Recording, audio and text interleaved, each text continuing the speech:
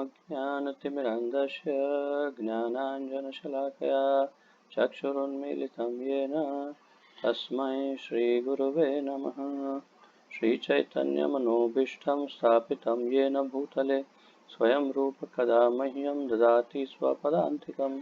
वन्देऽहं श्रीगुरुं श्रीयुतपदकमलं श्रीगुरून् वैष्णवांश्च श्रीरूपं साग्रजातं सहगण रघुनाथान्वितं तं सजीवं साद्वैतं सावधूतं परिजनसहितं कृष्णचैतन्यदेवं श्रीराधाकृष्णपादान् सहगण ललिता श्रीविशाखान्वितांश्च।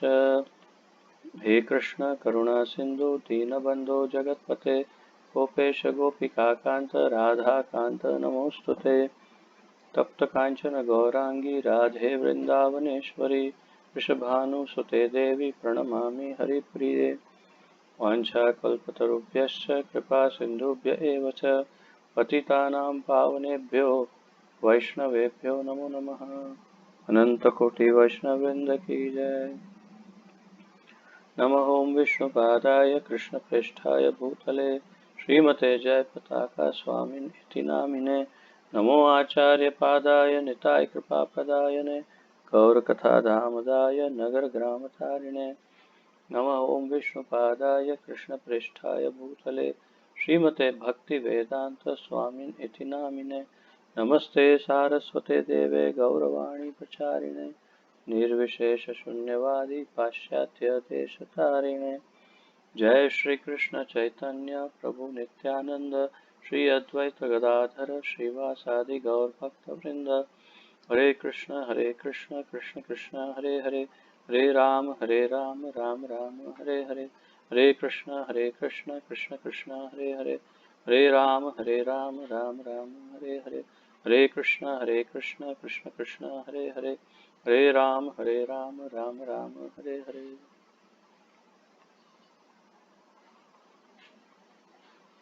आप सबका स्वागत है श्री उपदेशामृत के कार्यक्रम में, अध्ययन शिविर में।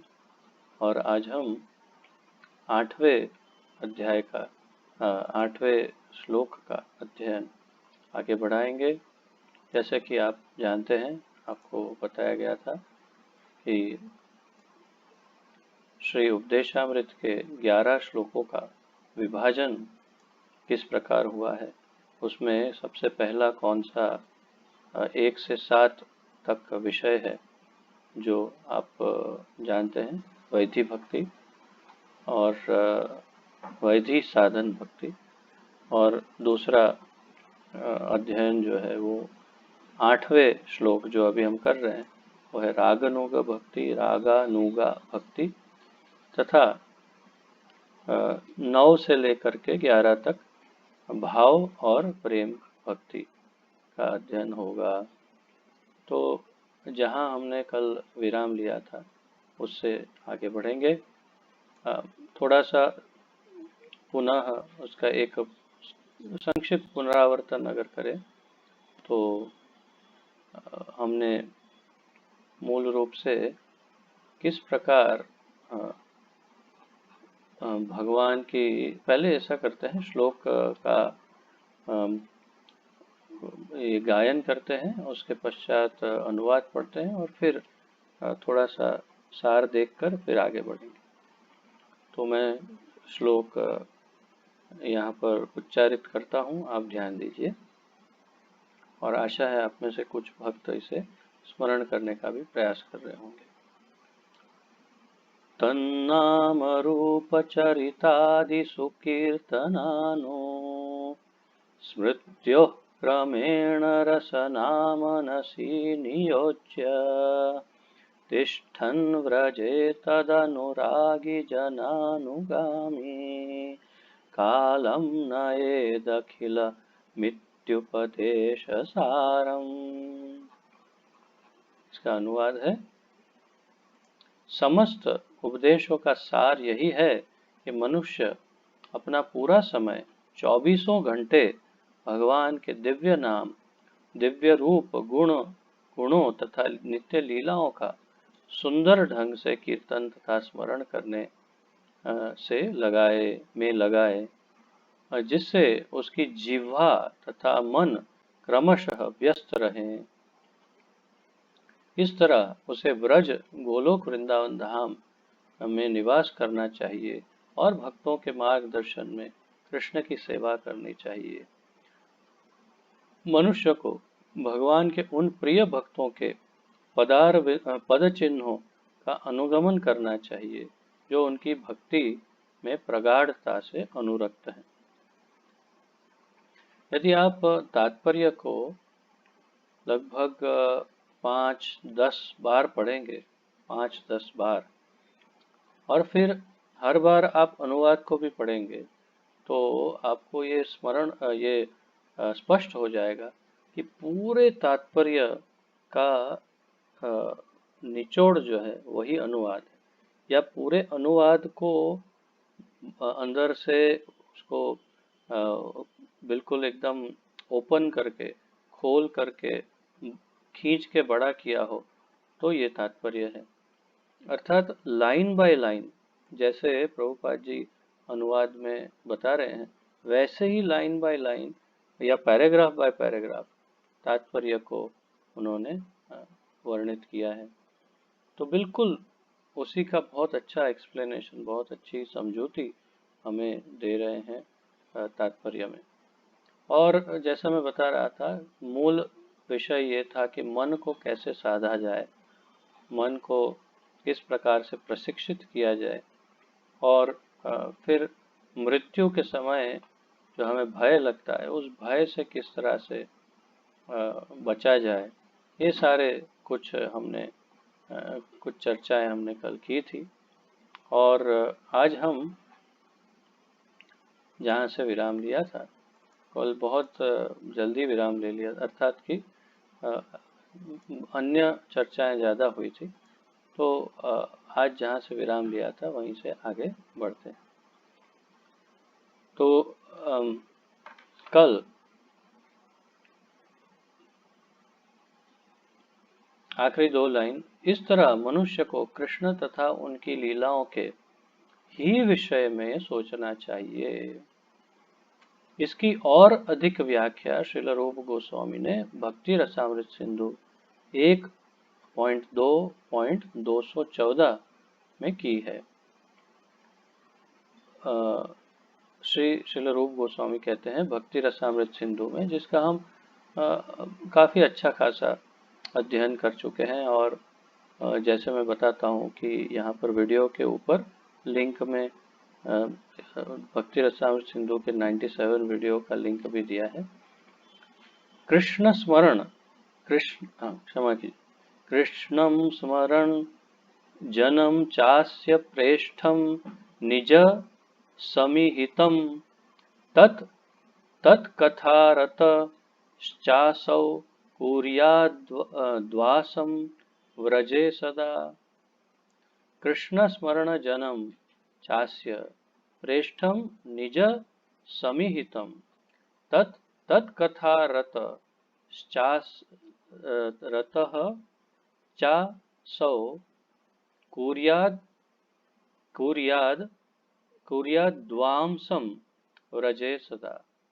तो कुर्याद वामसम, ब्रज में वास करो, व्रजे सदा। तो इसका अनुवाद है, भक्त को सदैव ब्रज के दिव्य क्षेत्र में निवास करना चाहिए, कुर्याद वासम व्रजे सदा।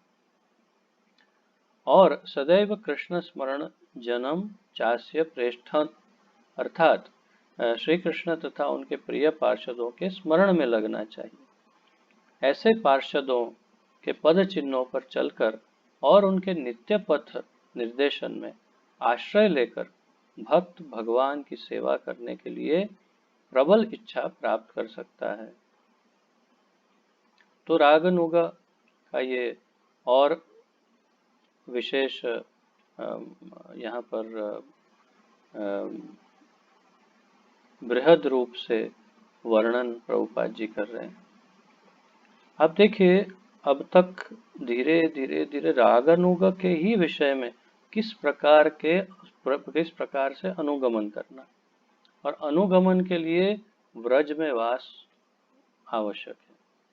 तो व्रज का वास कितना महत्वपूर्ण है वो आप केवल इस श्लोक के तात्पर्य से समझ सकते हैं। वारंवार, और श्लोक में भी है ही, श्लोक में तो है ही है, परंतु तात्पर्य में भी व्रज का वास कितना आवश्यक है वो और विशेष समझाते हैं प्रभुपाद जी। तो यहाँ पर तो भक्ति रसामृत सिंधु के श्लोक का वर्णन है। इसके अंतर्गत बता रहे हैं कि कृष्ण तथा उनके प्रिय पार्षदों के स्मरण में लगना चाहिए।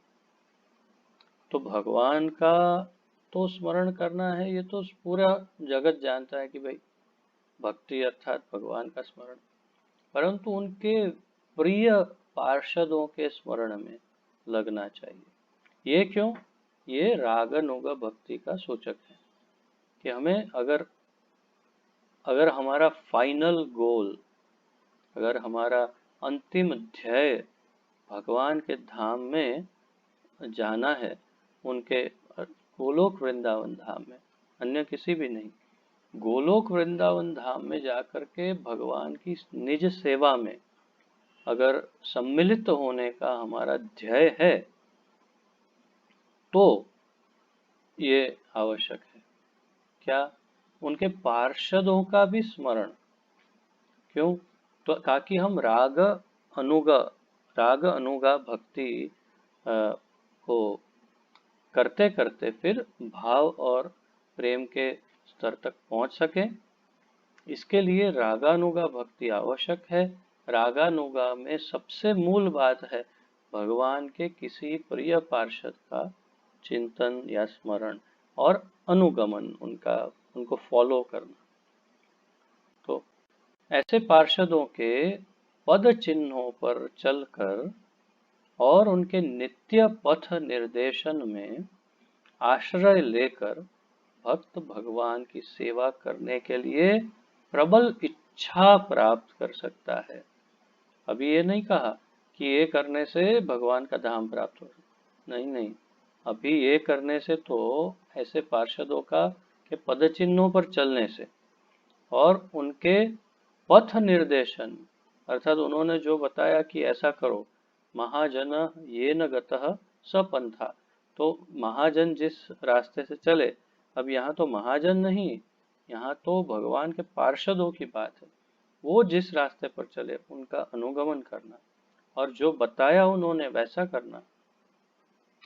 मैं आश्रय लेकर भक्त भगवान की सेवा करने के लिए, तो ऐसा करने के बाद भगवान की सेवा करने के लिए तीव्र इच्छा, प्रबल इच्छा प्राप्त कर सकता है। अभी तो केवल इच्छा तक पहुंचे हैं अनुगमन करने से।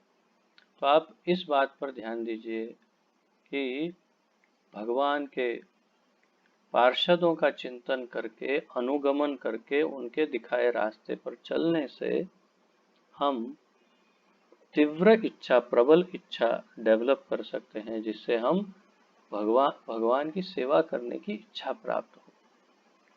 अभी आप अपने आप को देखिए, स्वयं को आत्म निरीक्षण करिए, आत्म निरीक्षण, अंदर झांक कर देखिए, क्या हमारे अंदर इच्छा है भगवान की सेवा करने की? तो आप तुरंत उधर ही आपको उत्तर मिल जाएगा, ऐसे होने लगेगा। फिर उसके बाद आप ये प्रश्न पर अगर सफल होते हैं कि हाँ इच्छा है, तो आप नेक्स्ट प्रश्न पर जाइए, क्या आपकी इच्छा प्रबल इच्छा है कि भगवान के धाम में जाना है और उनकी सेवा करना है, भगवान का संग प्राप्त करना है? तो फिर से शायद नहीं है। बस, तो ये कैसे प्राप्त कर सकते हैं? जब हम उनके प्रियजन, निजी पार्षदों का सतत स्मरण चिंतन करते करते उनका अनुगमन करने लगे, तभी ये धीरे धीरे इच्छा डेवलप हो सकती है। अब इसमें कुछ उदाहरण हो जाए तो शायद और अच्छे से समझ में आएगा। वो उदाहरण लेते हैं फिल्म का। जैसे कि मान लीजिए कोई भौतिक संसार में कोई फिल्म देखता है। फिल्म देखता है, उसमें जो एक्टर है वो उसे बहुत पसंद आता है, अच्छा लगता है, और फिर सोचता है कि मैं भी एक्टर बनूं तो कैसा रहेगा। विचार आता, ये विचार तो मेरे विचार से लगभग सारे ही मनुष्य को आता होगा। विचार एक बार जीवन में कम से कम कि मैं भी एक्टर बनूं तो कैसा रहेगा। और फिर जब आईने में अपने चेहरे को देखते हैं तो समझ में आ जाता है कि हो सकता है शायद मुझे ये लोग साइड विलन का रोल दे दें, उससे अच्छा है जाने जाने दो, या फिर कोई कॉमेडियन का रोल मिल जाए तो पता नहीं। और जो भी हो, एक बार तो विचार आता है कि मैं हीरो बन जाऊं तो कैसा रहेगा। फिर वो विचार के ऊपर चिंतन करने लगता है। ध्यायतो विषयान पुंसः संगस्तेषु उपजायते। तो संग, उससे चिंतन प्रबल होता जाता है। फिर वो सोचता है कि मुझे कैसे फिल्म में जाना है, लेकिन कैसा एक्टर बनना है। तो किसी अमुक एक्टर का चिंतन करता है, चयन करता है कि ये सब में मुझे, हाँ, मुझे शाहरुख खान ज़्यादा अच्छा लग रहा है। तो फिर उसका चिंतन करता है, और फिर बिल्कुल शाहरुख खान जैसा ही अपने आप को बनाना प्रारंभ करता है। वैसे ही हेयर स्टाइल करता है, वैसा ही अपना चेहरे को करने का प्रयास करता है, ऐसी ही स्टाइल मारता है शाहरुख खान जैसी। और बाद में धीरे धीरे धीरे धीरे उसके जैसे बोलने का जो अंदाज है उसे डेवलप करता है, और बिल्कुल उसके जैसी एक्टिंग करने का प्रयास करता है। करते करते करते करते वो बिल्कुल जब शाहरुख खान मय हो जाता है तो अ, फिर वो विचार करता है कि मुझे कहीं ऑडिशन के लिए जाना चाहिए, जैसे जिससे ये लोग देखें कि मेरे अंदर भी कुछ कला है। और फिर ऑडिशन में जाता है, और फिर वहाँ का जो डायरेक्टर है वो उसे शाहरुख खान के डुप्लीकेट के रोल में स्वीकार कर लेता है। तो एक्टर तो बन नहीं पाया, डुप्लीकेट बन जाता है। या जो भी हो, तात्पर्य यह है कि एक उदाहरण है, लेकिन स्वीकार कर लेते हैं उसको। फिल्म इंडस्ट्री में कहीं कुछ तो मिल ही जाता है, ये निश्चित है, क्योंकि उसने इतना ज्यादा ध्यान किया, इतना चिंतन किया, इतना परिश्रम किया कि फिल्म इंडस्ट्री में तो घुस ही जाता है। तो ये बात है।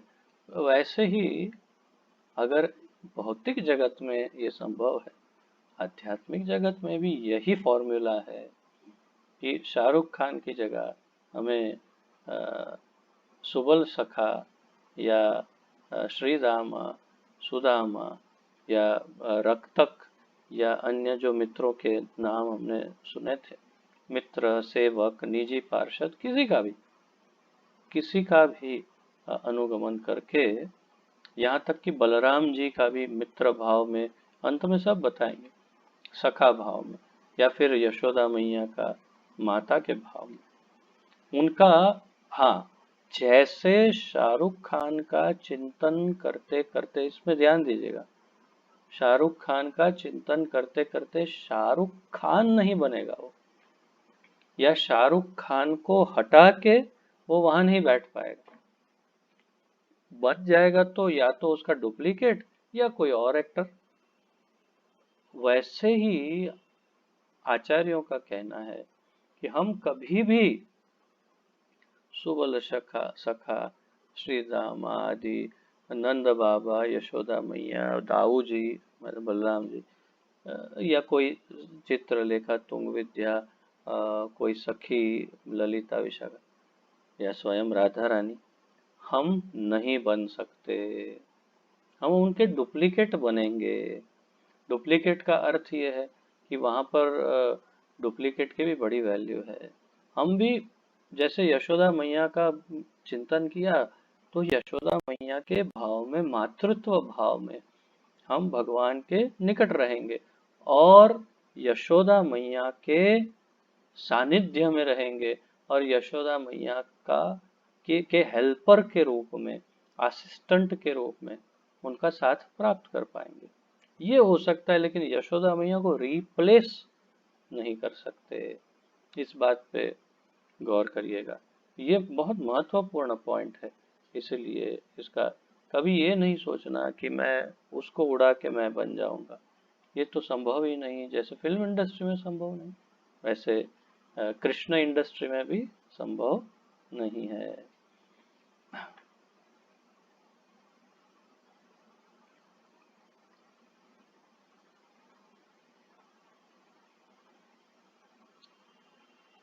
पुनः श्रील रूप गोस्वामी भक्ति रसामृत सिंधु में अगले श्लोक में बताते हैं 1 पॉइंट 2 पॉइंट, और दूसरा है, ये तो 215 है, वो 114 था, में कहते हैं सेव सेवा साधक रूपेण सिद्ध रूपेण चात्र ही तद भाव लिप लिप लिप्सुना कार्या व्रजलोकानुसारतः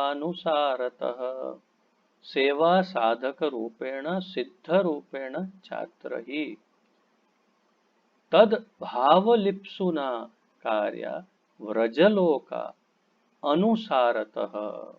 तो व्रज के दिव्य क्षेत्र व्रज धाम में मनुष्य को परमेश्वर श्री कृष्ण की सेवा भगवान के पार्षदों की सी भावना से करनी चाहिए।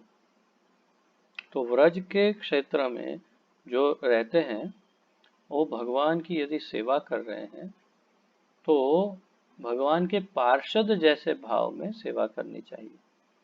अर्थात यहाँ ब्रज में, वृंदावन में जो रहते हैं और यदि कोई सेवा में लगे हुए हैं ठाकुर जी की, तो वो अपने आप को किसी भगवान के किसी भी उनकी समस्त लीलाओं में, व्रज की समस्त लीलाओं में किसी भी एक रोल में वो अपने आप को स्वाभाविक रूप से फिट करके अपना भजन कर सकते हैं। तो उदाहरण लेते हैं, जैसे कि मान लीजिए कि महादेव हैं शिव जी, तो शिव जी का यहाँ क्या रोल है? 2 रोल है। एक तो हम जो सामान्यतः जानते हैं वो है कि गोपीश्वर बनके वे महाराष्ट्र में प्रवेश प्राप्त करते हैं, परंतु उनका मुख्य रोल जो है यहाँ पर वो है क्षेत्रपाल का रोल। क्षेत्रपाल अर्थात वॉचमैन, चौकीदार या दरोगा, इस तरह। तो आप जानते हैं ब्रज के चारों कोनों में 4 क्षेत्रपाल के रूप में 4 महादेव स्थित हैं, स्थापित हैं, और ये चारों जगह से पूरे ब्रज को जो है संपूर्ण रूप से सुरक्षा प्रदान करते हैं। तो हो सकता है कोई अपने भजन क्रिया में अगर उसके अंदर थोड़ा ये है वीर रस और क्षत्रिय का भाव है, तो वो अपने आप को महादेव के उस रोल में विचार कर सकता है कि मैं भी यहाँ पर कुछ आरक्षण प्रदान करता हूँ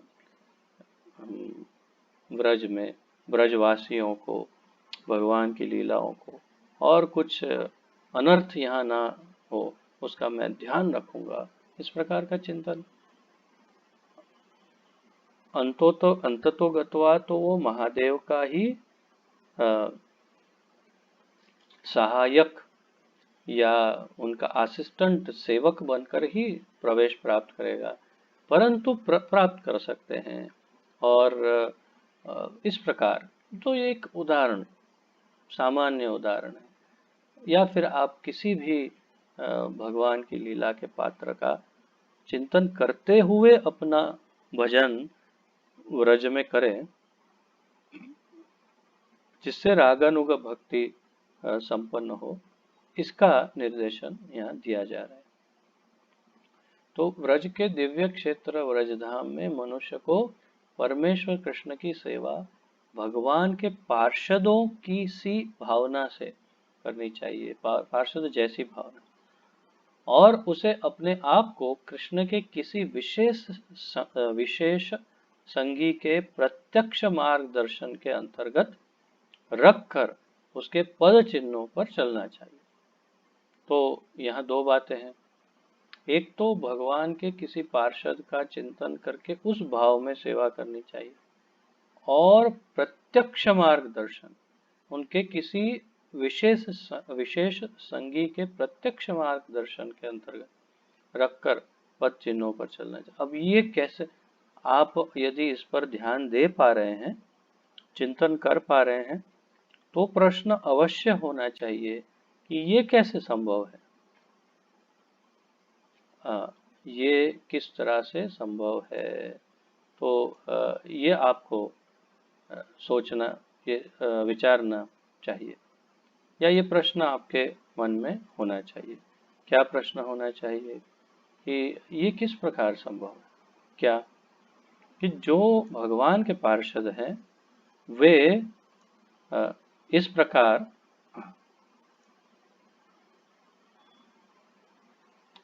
जो भगवान की सेवा में है, नित्य सेवा में, वे लोग अभी यहाँ तो है नहीं प्रत्यक्ष रूप से। उदाहरण के तौर पर देखें तो रूप गोस्वामी स्वयं ही जो उनके पार्षद नहीं होते हुए भी यहाँ पर नहीं है। यह हमारे प्रभुपाद जी ही, वे ही यहाँ नहीं है प्रकट रूप से।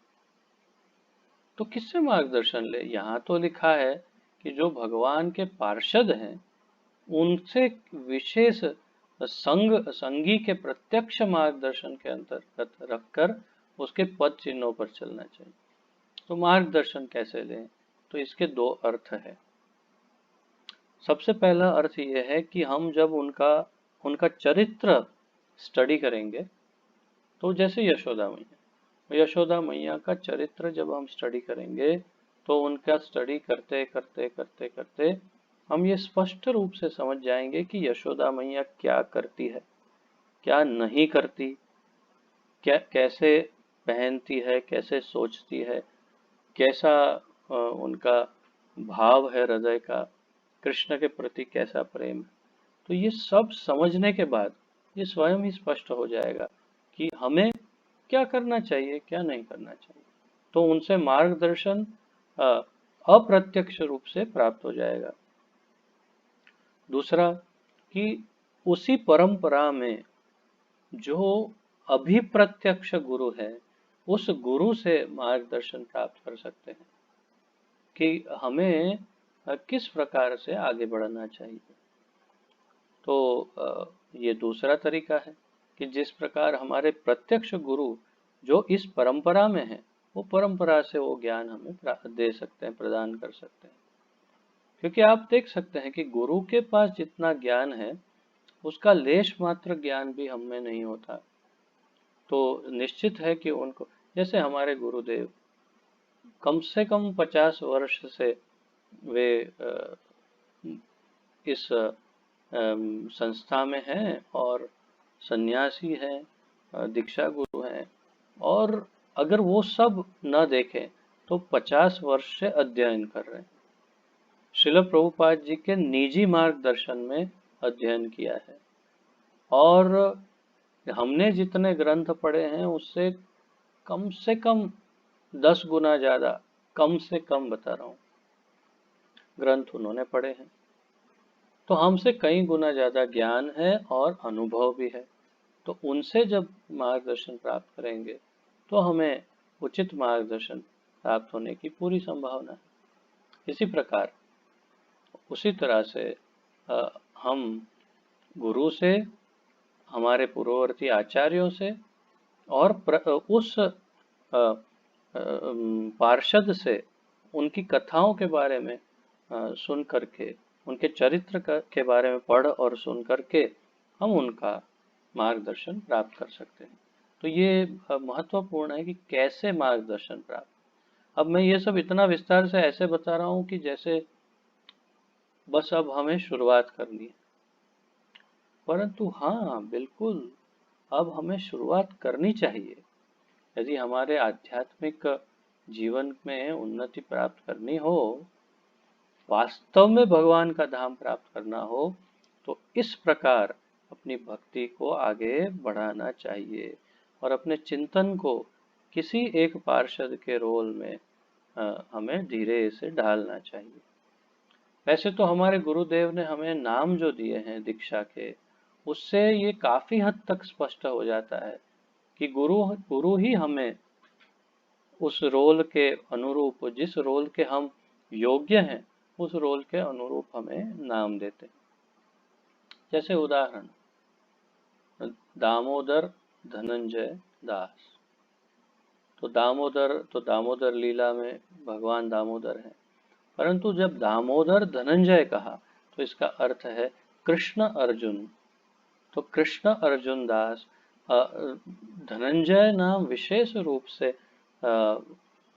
ये महाभारत वाले अर्थात पांडुपुत्र अर्जुन का नाम है, उनके व्रज के मित्र अर्जुन का नाम नहीं धनंजय। तो तात्पर्य यह है कि कृष्ण अर्जुन का दास, उस प्रकार से मेरा दीक्षा का नाम उन्होंने प्रदान किया गुरुदेव ने। तो ये एक इससे हम थोड़ा समझ सकते हैं कि ये कौन सी लीला में हम प्रविष्ट होने के योग्य हैं, क्योंकि गुरुदेव उसी प्रकार देते हैं।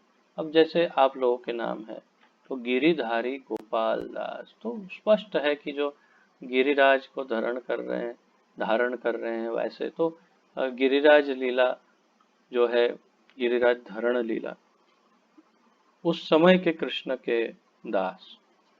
फिर अक्षय कृष्ण दास, तो जो भगवान जिनका कभी क्षय नहीं होता, तो स्वयं कृष्ण के दास उस प्रकार। और समदर्शी माधव दास, तो जो सबके प्रति सम दृष्टि रखते हैं, ऐसे माधव के दास।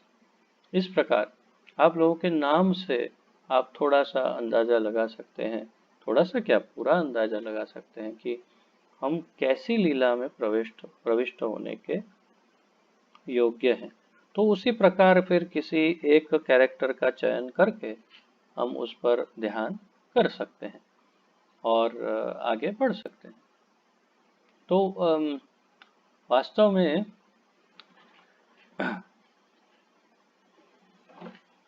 इसके बारे में अंत में, अर्थात इस श्लोक के तात्पर्य के अंत में और थोड़ा वर्णन प्रभुपाद जी करेंगे कि कब हम अपनी मूल स्थिति, अर्थात कि हम भगवान के की लीला में कौन से रोल में प्रविष्ट होंगे, हो सकते होंगे, उसके बारे में कब हमें स्पष्ट पता चलेगा, वो दशा के बारे में भी वर्णन अंत में होगा।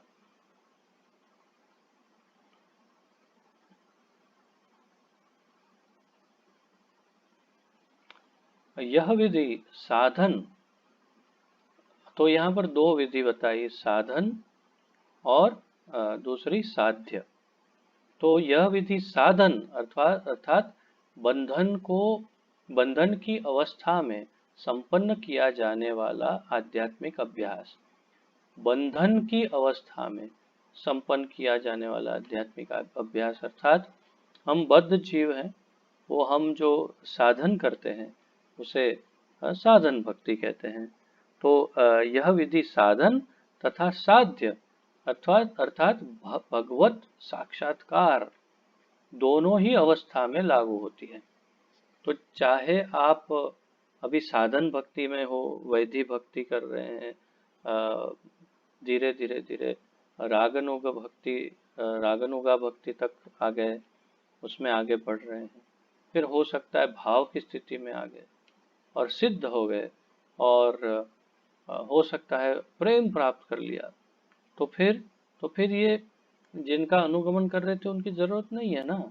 नहीं, यही बात यहाँ पर स्पष्ट कर रहे हैं कि दोनों ही अवस्था में, सिद्ध अवस्था में, साध्य या साधन या किसी भी अवस्था में व्यक्ति उसी लाइन में आगे बढ़ता ही रहता है। दोनों ही अवस्था में ये लागू होती है, अर्थात हमें हमेशा अनुगमन करते ही रहना है, क्योंकि कारण एक ही है कि हम कभी भी वो पात्र नहीं बनने वाले। हमें उनका अनुगमन हमेशा करना है, गोलोक में भी करना है। इसीलिए इसका कभी अंत नहीं हो सकता, सिद्ध अवस्था में भी नहीं। अब बहुत महत्वपूर्ण यहाँ पर विस्तार से वर्णन आएगा। आप लोग यदि नोट्स लिख रहे हैं तो आप लोगों को अब ऐसी नोट्स लिखनी होगी जो आपको आगे हमेशा काम लग सके, और उसके लिए आप तैयार रहिएगा, क्योंकि बड़ा कॉम्प्लिकेटेड ये सब अब वर्णन है, थोड़ा ध्यान देना पड़ेगा। तो श्रील भक्ति सिद्धांत सरस्वती ठाकुर ने इस श्लोक पर निम्न प्रकार से टीका दी है। तो सरस्वती ठाकुर किस प्रकार इस पर टीका दे रहे हैं, उनका जो मत है, वे कहते हैं, जिसने अभी तक कृष्ण भावनामृत में रुचि का विकास नहीं कर लिया, जो रुचि के स्तर तक नहीं पहुंचा है, अभी साधन चल रहा है उसका, वैधि भक्ति साधन, वैधि साधन भक्ति या साधन भक्ति में है, और रुचि अभी तक डेवलप नहीं हुई है, मैं कर रहा है, लेकिन मंदिर में रहता है, कर रहा है, सबको देखता है, अभी इतना इंटरेस्ट डेवलप नहीं हुआ, तो क्या करे? उसे सारी भौतिक प्रेरणाओं को त्याग देना चाहिए। सारी भौतिक प्रेरणाओं को, भौतिक प्रेरणा कैसे?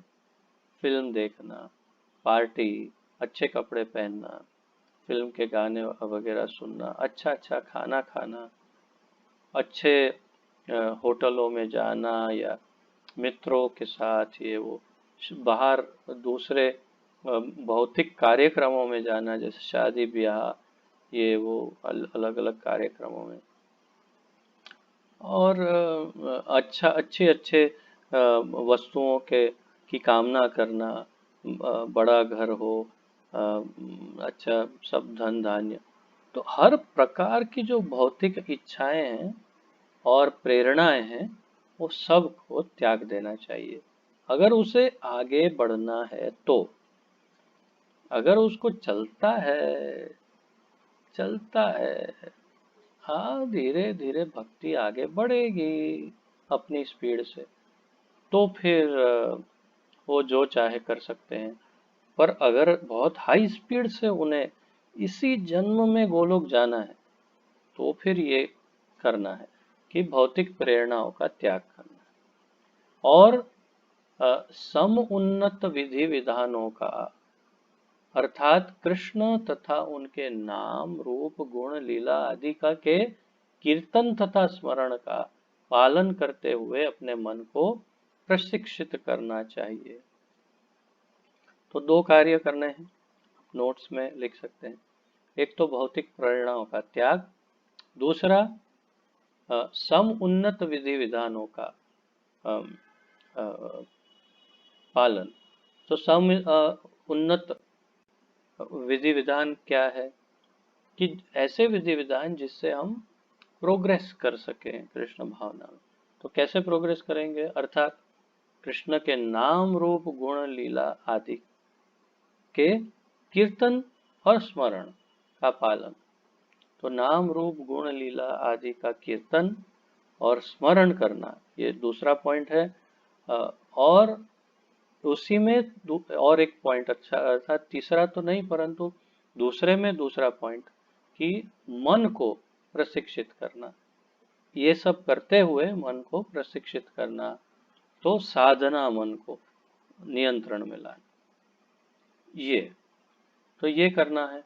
फिर आगे बताते हैं, इस प्रकार ऐसी वस्तुओं के लिए रुचि उत्पन्न करने के मनुष्य को करके मनुष्य को वृंदावन में रहने तथा किसी योग्य भक्त के निर्देशन एवं संरक्षण में कृष्ण के नाम, यश, लीलाओं तथा गुणों को स्मरण करने में अपना समय बिताना चाहिए। वो फिर से श्रील भक्ति सिद्धांत सरस्वती ठाकुर भी यही कह रहे हैं कि वृंदावन में, ब्रज में, वृंदावन में निवास करना चाहिए और किसी उन्नत भक्त का मार्गदर्शन प्राप्त करना चाहिए और संरक्षण में, निर्देशन एवं संरक्षण, ये दोनों शब्द महत्वपूर्ण, कि किसी उन्नत भक्त, योग्य भक्त, यहाँ योग्य भक्त शब्द भी लिखा है, वृंदावन में रहना तथा योग्य भक्त के निर्देशन एवं संरक्षण में।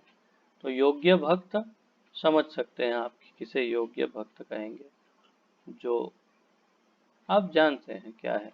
तो योग्य भक्त के संरक्षण, वो हमें हमारी रक्षा भी करे, और निर्देशन, तो एक प्रकार से गुरु के संरक्षण एवं निर्देशन में कृष्ण के नाम, यश, लीला तथा गुण का स्मरण करने में अपना समय बिताना चाहिए। भक्ति के अनुशीलन के विषय में समस्त उपदेशों का यही सारांश है। तो सिद्धांत सरस्वती ठाकुर का मत है कि भक्ति के अनुशीलन के विषय में समस्त उपदेशों का ये सार है। तो हमने शुरुआत में भी देखा था ना सार, तो ये सार फिर से देखिए, सार, निचोड़, सबका अर्क, जिस्ट, एसेंस यही है क्या, कि वृंदावन में रहो, किसी योग्य गुरु के निर्देशन में, संरक्षण में, और भगवान के गुण, लीला, नाम आदि के स्मरण और कीर्तन में अपने आप को व्यस्त रखो। नवदीक्षित अवस्था में मनुष्य को सदैव कृष्ण तथा कथा सुननी चाहिए। अब नवदीक्षित अवस्था, नई अवस्था से लेकर संपूर्ण परिपक्व अवस्था तक का सफर यहाँ से शुरू होता है।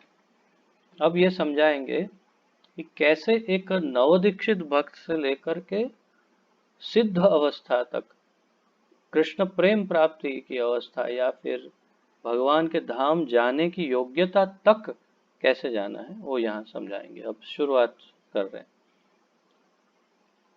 पहले समझा चुके हैं लेकिन फिर विस्तार कर रहे हैं कि नवदीक्षित अवस्था में मनुष्य को सदैव कृष्ण कथा सुननी चाहिए। सदैव कृष्ण कथा, तो ये भी पॉइंट्स आप जो लिख रहे हैं वो लिखिए कि शुरुआत में पहले सदैव कृष्ण कथा सुनना, फिर यह श्रवण दशा कहलाती है, उसे उसी में आगे लिखेगा श्रवण दशा, इसे कहते हैं श्रवण दशा।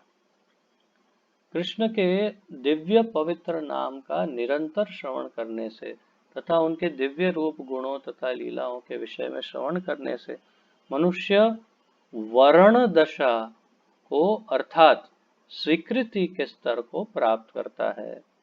तो दो दशा हुई, स्मरण दशा और वर्ण दशा। या फिर स्तर से देखें तो निचला स्तर है स्मरण दशा, ऊपर का स्तर है वर्ण दशा। तो स्मरण दशा में क्या करना है, सतत निरंतर कृष्ण कथा और दिव्य नाम, गुण, लीला सबका कीर्तन, स्मरण, श्रवण करते रहना है, वो है स्मरण दशा। और ये करते करते करते करते धीरे धीरे हृदय में ये भाव स्पष्ट हो जाएगा कि मैं कृष्ण का ही हूँ, और फिर और आगे ये भाव स्पष्ट होगा कृष्ण मेरे हैं, और ये स्पष्ट हो जाएगा कि मुझे कृष्ण की सेवा ही करनी है और कुछ नहीं करना, और उसके लिए मैं अब किसका अनुगमन करूं जिससे मैं कृष्ण की सेवा में प्रविष्ट हो सकूं। तो ये जैसे वर्ण करना, अर्थात जैसे पति पत्नी का वर्ण करता है, अर्थात वर्ण का अर्थ है कि उसको उससे उसका हो जाना, उसका हो जाना, उसको अपने आप को दे देना, या उसको अपने पास स्वीकार कर लेना पूर्ण रूप से, उसे वर्ण कहते हैं। तो ये वर्ण का अर्थ यहाँ पर ये है, वर्ण दशा का अर्थ स्वीकृति के स्तर को प्राप्त करना है, स्वीकार कर लेना कि मैं सिर्फ कृष्ण का ही हूँ बस, और कृष्ण मेरे हैं। ये वर्ण दशा है। तो स्मरण दशा से वर्ण दशा में जाएंगे। तो आपने ये लिख लिया होगा आशा है। अब यहाँ पर स्मरण दशा को बहुत विस्तार से समझाएंगे, तो उसमें नोट्स आप पॉइंट वाइज लिखिएगा। इस दशा को प्राप्त कर लेने पर वह कृष्ण कथा सुनने में अनुरक्त हो जाता है। जब कोई ऊर्मी में कीर्तन करने लगता है तो वह स्मरण अवस्था अर्थात स्मरण करने की अवस्था को प्राप्त करता है। तो जब कोई ऊर्मी में कीर्तन कर, ऊर्मी एक प्रकार से आनंद उत्साह उल्लास से, बहुत आनंद उत्साह से कोई कीर्तन करता है, तो वो अर्थात स्मरणावस्था अर्थात स्मरण अवस्था करने अवस्था को प्राप्त करता है। तो फिर वो धीरे धीरे स्मरण अवस्था में आने के योग्य हो जाता है। तो सबसे पहले है कीर्तन और नृत्य। कीर्तन में नृत्य, नृत्य मैंने जोड़ दिया है साथ में, परंतु वो जो स्वाभाविक रूप से नृत्य होता है उसकी बात है। कीर्तन में इतना अधिक डूब जाता है कि वो स्वाभाविक रूप से नृत्य करता है, और उर्मी वो उसके अंदर वो उत्तेजना जागृत होने लगती है, फिर उससे वो स्मरण दशा को प्राप्त होता है। तो अब स्मरण दशा का बहुत विस्तार से वर्णन करेंगे। उन्नत कृष्ण स्मरण के 5 क्रमिक अंग हैं। तो कृष्ण स्मरण अर्थात स्मरण दशा के 5 क्रमिक अर्थात 1 2 3 4 और 5 इसके अंग हैं। पहला अंग है स्मृति, स्मृति, स्मृति, स्मृति या स्मृति, गुजराती में स्मृ कहते हैं, हिंदी भाषी लोग इसे स्मृ कहते हैं। उड़ीसा में भी स्मृ कहते हैं, जैसे कृष्ण और कृष्ण। तो गुजरात में और उड़ीसा में कृष्ण कहते हैं, और बाकी अन्य पूरे भारत में सब कृष्ण कहते हैं। तो यहाँ स्मृति, स्मृति, फिर दूसरा स्तर है धारणा, तीसरा है ध्यान, चौथा है अनुस्मृति, तथा पांचवा अंतिम है समाधि। तो ये अष्टांग योग में भी इसी प्रकार 8 स्तर होते हैं। इसमें भी धारणा, ध्यान, समाधि, ये सब स्तर आते हैं। इसमें यम, नियम, प्राणायाम, आसन, ध्यान, धारणा, समाधि ऐसा होता है। परंतु यहाँ पर भक्ति में कृष्ण स्मरण अर्थात स्मरण अवस्था में ये 5 अंग है। पहला है स्मृति, फिर धारणा, फिर ध्यान, फिर अनुस्मृति तथा समाधि। प्रारंभ में अब एक एक को विस्तार से समझाएंगे थोड़ा। तो इसमें आप एक एक लाइन में 5 लिखे होंगे, तो नोट्स थोड़ा जरा आसानी से लिख सकते हैं, थोड़ी गैप छोड़ के। प्रारंभ में कृष्ण का स्मरण थोड़े थोड़े अंतराल पर खंडित हो सकता है। शुरुआत में क्या होता है कि धीरे धीरे कृष्ण का स्मरण प्रारंभ हो जाता है, और बीच बीच में स्मरण जो है खंडित होता है। जैसे उदाहरण के तौर पे कि मैं सुबह छत पर जप करने जाता हूँ तो पूरे वृंदावन को देखता रहता हूँ। वृंदावन को देखते देखते जब जप करते हैं तो लगभग सतत, लगभग, वो भी स्थिर नहीं, परंतु फिर भी लगभग कृष्ण का या उनकी लीलाओं का या किसी कुछ न कुछ स्मरण होता है। फिर जब नीचे आ जाते हैं, अपने कार्य में व्यस्त हो जाते हैं, तो वो स्मरण, उस प्रकार का स्मरण नहीं होता, और फिर सेवा में लग जाते हैं पूरा दिन कंप्यूटर के सामने बैठकर।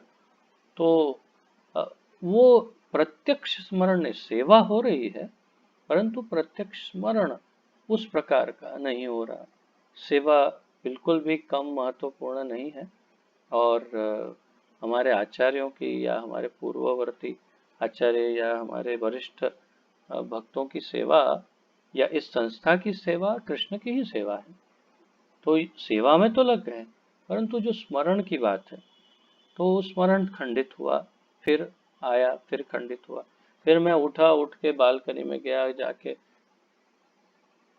इधर उधर नजर लगा घुमाई, गैया देखी, कुछ पक्षी देखे, बंदर देखे, पेड़ पौधे देखे, मंदिर देखे, तो फिर कृष्ण का स्मरण हुआ, फिर वापस आए।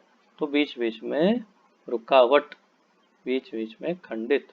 पहले के जब नया नया टीवी आया था तो बीच बीच में टीवी अचानक बंद पड़ जाता था, फिर ऊपर ऐसे लिख के आता था, रुकावट के लिए खेद है। तो हमारे बार बार रुकावट के लिए खेद होता है, फिर उससे नेक्स्ट स्टेप आगे। लेकिन इसके बाद स्मरण अबाध रूप से चलता है। तो अब आप जो नोट्स लिख रहे हैं, तो उन्हें ये स्तरों का जो वर्णन है उसमें इस प्रकार आएगा कि प्रारंभिक दशा जो है स्मरण की, उसमें स्मरण खंडित होता है। फिर दूसरा धारणा की दशा है। धारणा की दशा में स्मरण खंडित नहीं होता। तो दूसरी धारणा की दशा है। तो अब जो वर्णन कर रहे हैं वो धारणा का वर्णन कर रहे हैं। तो हमने लिखा ना स्मृति, धारणा। तो स्मृति में बीच बीच में खंडित होता है। स्मृति की अवस्था में बीच बीच में ध्यान खंडित होता है, स्मरण खंडित होता है। धारणा की अवस्था में स्मरण खंडित नहीं होता, लेकिन इसके बाद स्मरण अबाध रूप से चलता है। जब स्मरण निरंतर होता है तो केंद्रित होकर वह ध्यान कहलाता है। तो अब पहले धारणा की अवस्था में पहुंचा जहां पर स्मरण लगभग सतत रहता है, ध्यान रहता है कि कृष्ण के बारे में। अब हम कैसे वर्णन करें, क्योंकि अनुभव ही नहीं है, तो वर्णन कैसे करें, परंतु लगभग निरंतर ध्यान रहता है। और उसके बाद और आगे विस्तृत होता है। यही जब विस्तरित होता है, अर्थात बहुत ही गहरा हो जाता है, स्मरण गहरा हो जाता है, धारणा की अवस्था जब गहरी हो जाती है तो ध्यान कहलाता है। और सामान्य भाषा में इसका वर्णन करें तो ध्यान किसे कहते हैं? तो जैसे एक दिया दिखाया, एक ज्योत, बोला ध्यान करो, तो आप उसके सामने देखते रहो, और कुछ मत देखो और कुछ मत सोचो, सिर्फ उसको देखो, तो ध्यान कहते हैं। बस उसी प्रकार जब आपके स्मरण में सब कुछ बाकी छूट गया, केवल कृष्ण का ही स्मरण होता रहता है, केवल तीव्र शक्ति के साथ बिल्कुल केंद्रित होकर के केवल स्मरण कृष्ण का, और बिल्कुल खंडित हुए बिना रुकावट के, तो इसे ध्यान की अवस्था कहते हैं। तो ये ध्यान की अवस्था में पहुंच गया। और जब ध्यान विस्तृत होकर स्थिर हो जाता है, ध्यान भी और ज्यादा विस्तृत होता है और स्थिर हो जाता है ध्यान, तो वह अनुस्मृति कहलाता है। तो ध्यान और ज्यादा विस्तृत हुआ तो उसे अनुस्मृति कहते हैं। तो ये शब्द जो है अनुस्मृति, तो अनुस्मृति शब्द का केवल अर्थ हम समझेंगे, उसकी गहराई में और अधिक नहीं जाते। केवल इतना याद रखिए और या लिख लीजिए पॉइंट कि अनुस्मृति विस्तरित ध्यान को कहते हैं। जब ध्यान विस्तरित हो जाए तो उसे अनुस्मृति कहते हैं। और फिर आखिरी स्टेज तक पहुंच जाते हैं,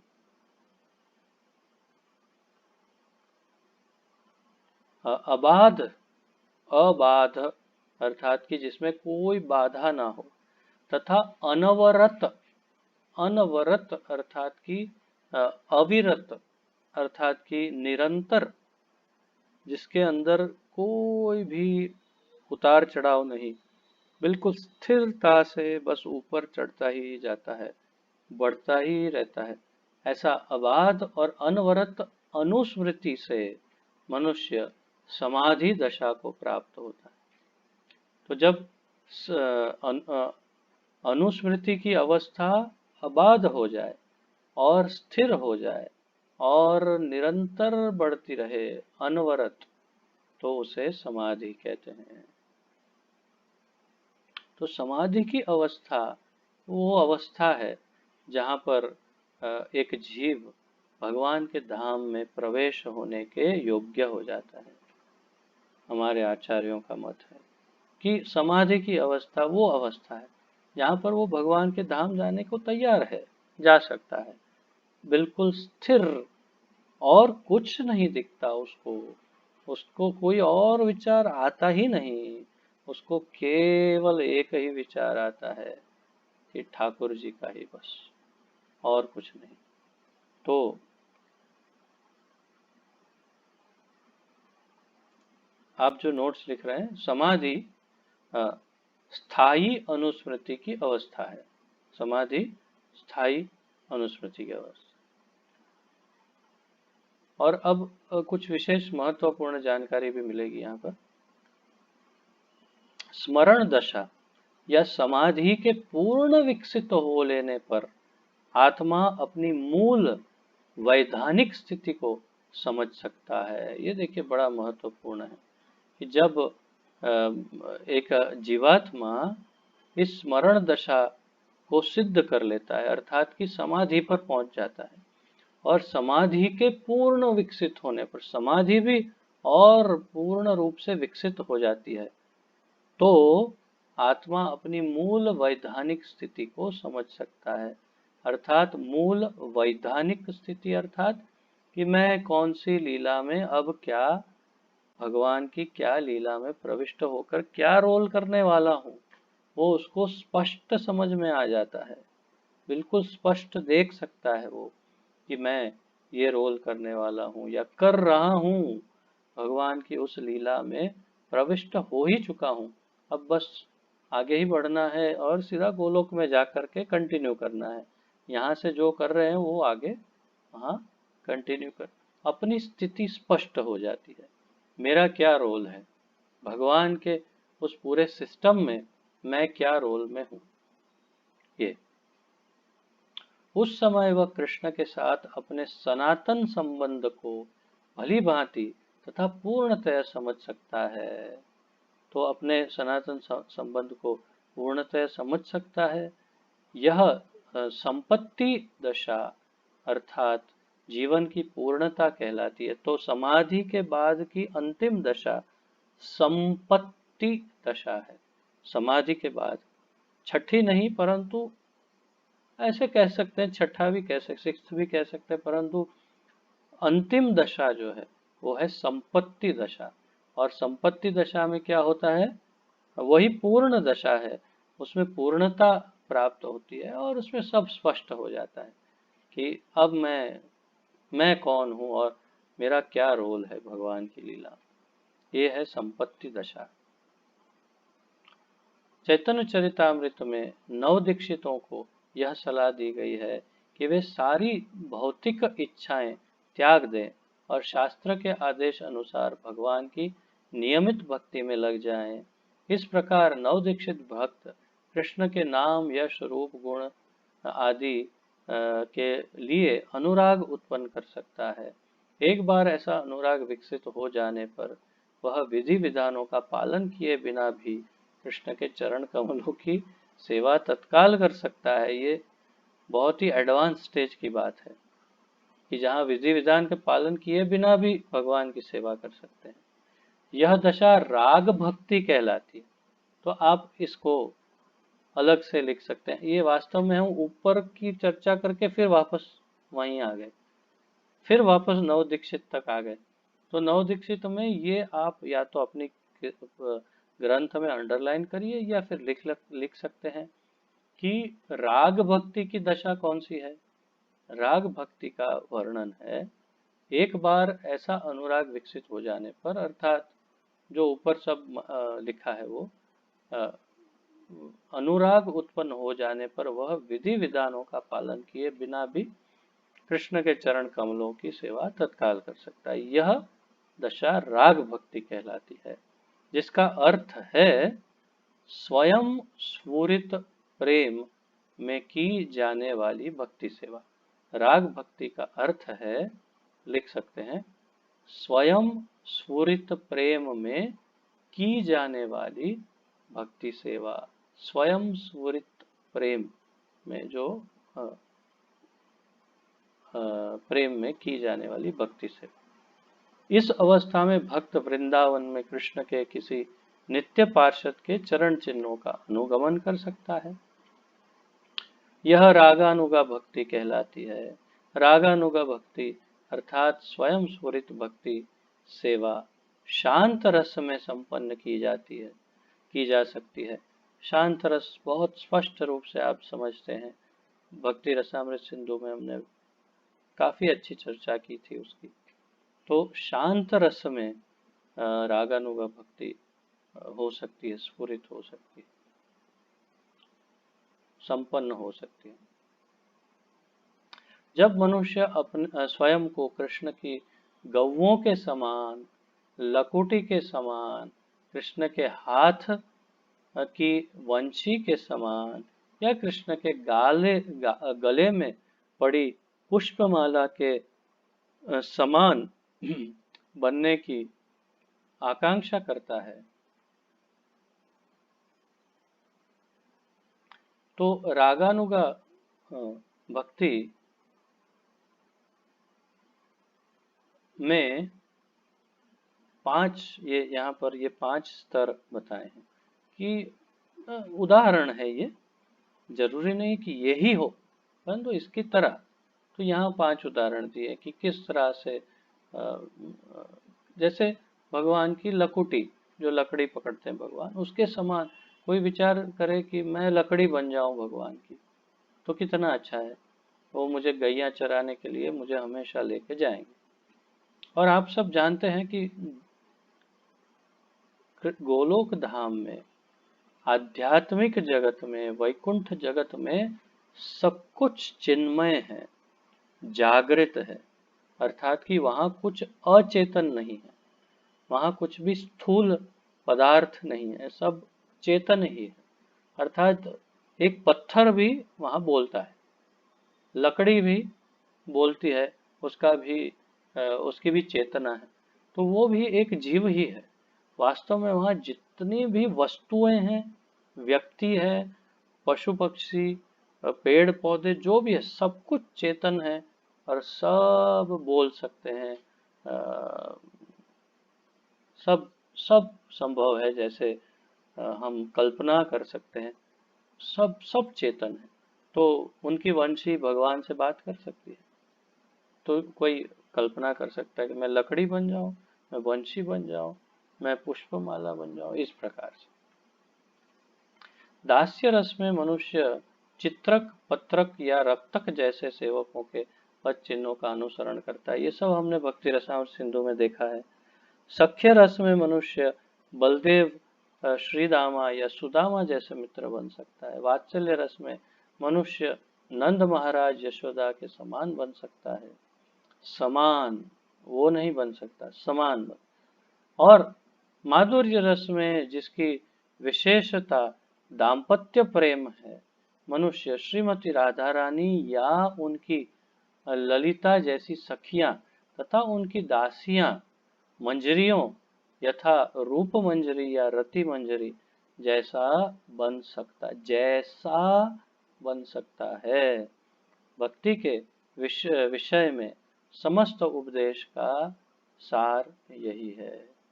भक्ति के विषय में समस्त उपदेशों का सार यही है। तो राधा रानी तक जैसे भी हम बन सकते हैं, राधा रानी कभी नहीं बन सकते, परंतु ऐसे उस भाव तक विकास करना चाहें तो कर सकते हैं। ये बात। तो आज यहीं पर विराम लेंगे, क्योंकि 8वां श्लोक यहीं पर समाप्त हो रहा है। 9वें श्लोक की चर्चा परसों करेंगे।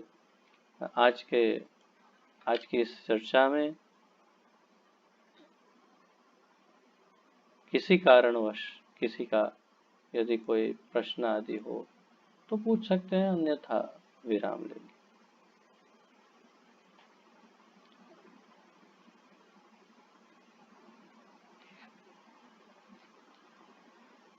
सब समझ में आता है आप लोगों को। बहुत उत्तम। आप लोग ये मौन धारण करके मुझे इतना बड़ा सर्टिफिकेट दे रहे हैं कि आप कल्पना नहीं कर सकते कि मैं इतना अच्छा पढ़ाता हूँ कि आपको सब, देखो पीछे से लोग हंस रहे हैं यहाँ से, पर इतना अच्छा पढ़ाता हूँ कि आपको सब समझ में आ जाता है। कोई प्रश्न का प्रश्न ही नहीं रहता, प्रश्न का ही प्रश्न नहीं रहता। इतना अच्छा। तो धन्यवाद आप सबके सर्टिफिकेट के लिए, बहुत धन्यवाद। श्री उपदेशामृत की जय। श्रील रूप गोस्वामी प्रभुपाद की जय। पतित पावन अभय चरणारिंद भक्ति वेदांत स्वामी श्रील प्रभुपाद की जय। गुरु महाराज की जय। आप सभी भक्तों की जय हो। निताय गौर प्रेमानंदे। हरि हरि बोल। हरे कृष्ण। आप सबको दंडवत प्रणाम और आप सबका बहुत बहुत धन्यवाद।